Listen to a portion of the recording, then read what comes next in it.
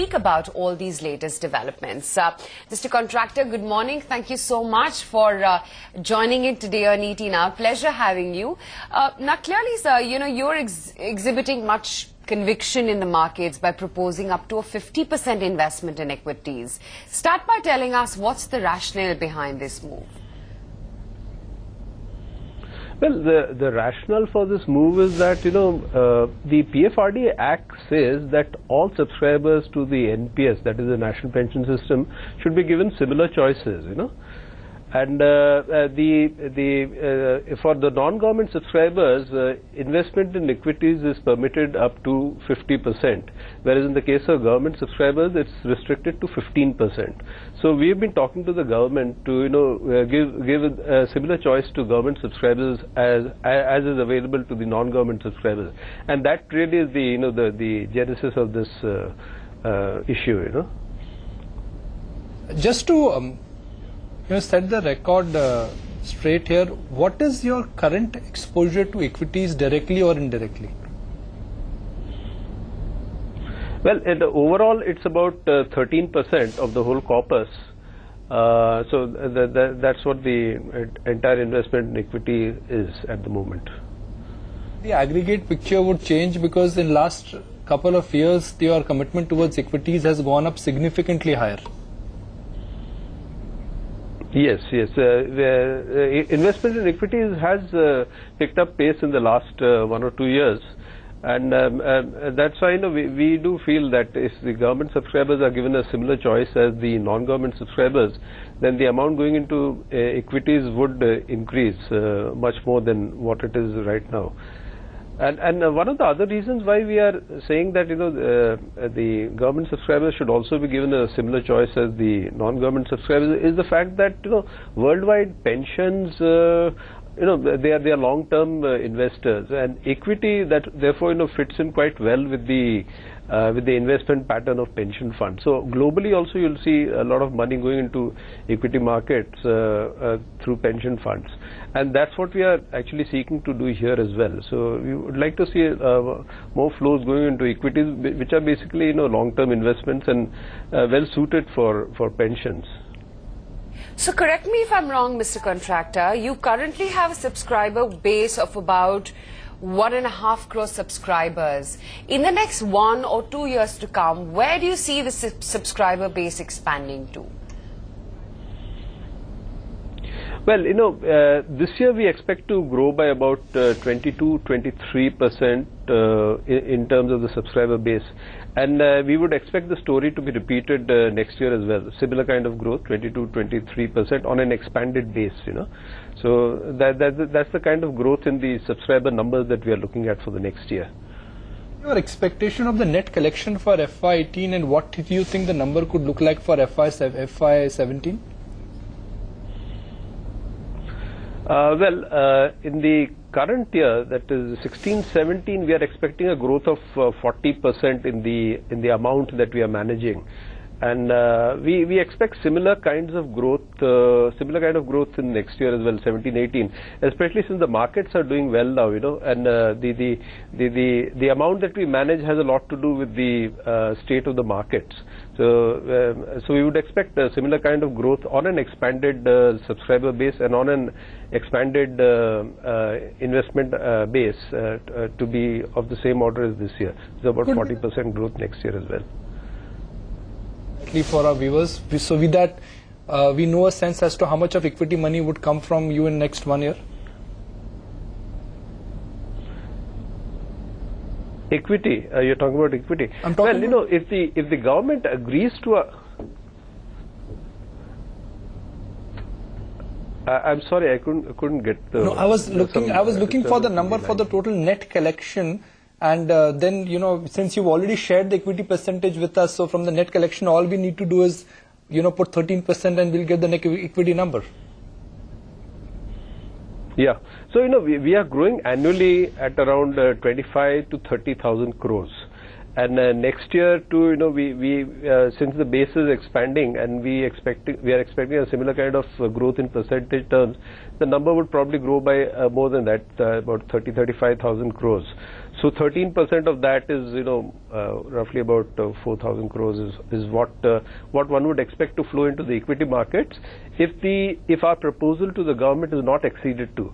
But if our proposal to the government is acceded to, then the flow to the equity market could be stepped up.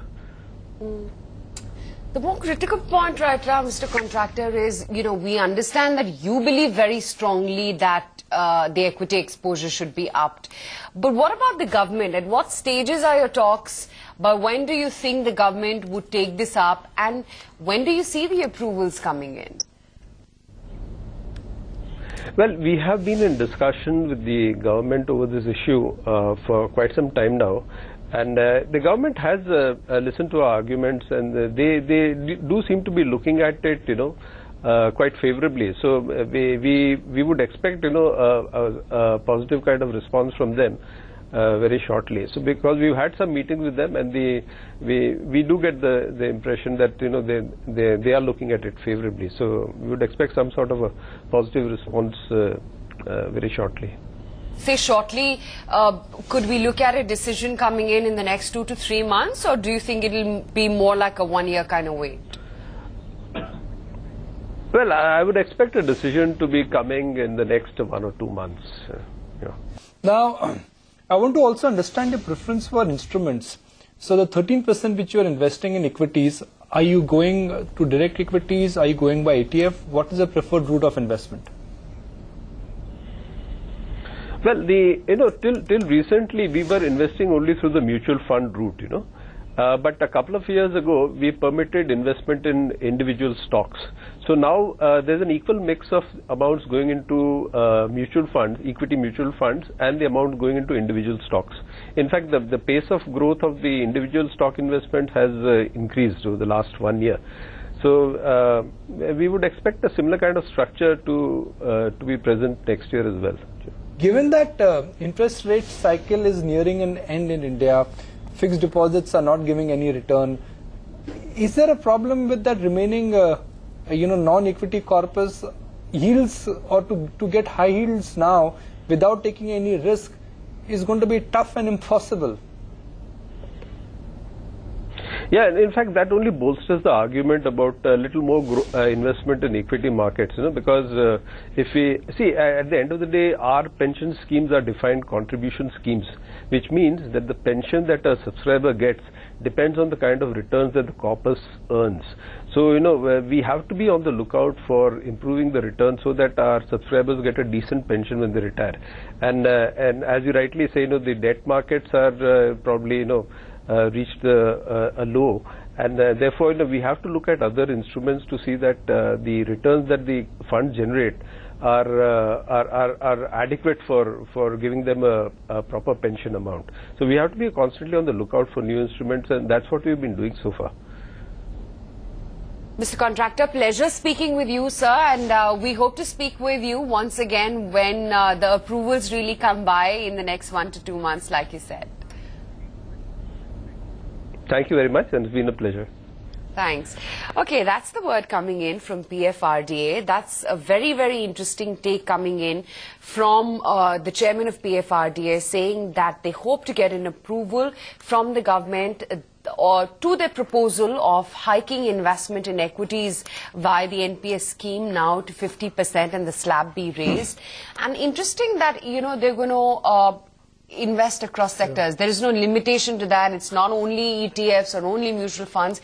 Even direct equities is a scheme or theme that they would be looking at. Yeah, so this is like in pension reform. Globally, if you look at 401k or the other, CalPERS. So 401k is a plan in which CalPER, plans to invest. So investors have a choice to choose. And on a longer term basis, if you are in for 5 years to 25 years to 15 to 50 years, equities will give you a better return. Unfortunately, in the 80s and in the early 90s, the Indian equity markets were so volatile. There was a Harshad Mehta problem, there's a Ketan Manik problem.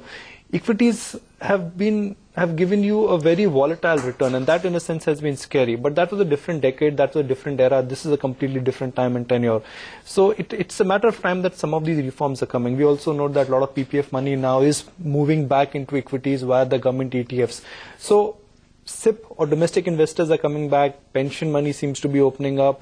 PF money moving back into equities. This is long-term capital commitment which is now coming to equity markets. I mean, these guys are not out to chase a NAV or chase a mid-cap stock. I mean, they'll only buy bluest of the blue chip stocks. So we've been always talking about that, okay, when pension reforms and when will equity reform come in India. I think the door is just opening. Yeah, the door is just opening. Yeah, and good to see that the government also seems pretty keen on giving a go-ahead to this slab increase. And the approval should be coming in the next 1 to 2 months, says the chairman of PFRDA.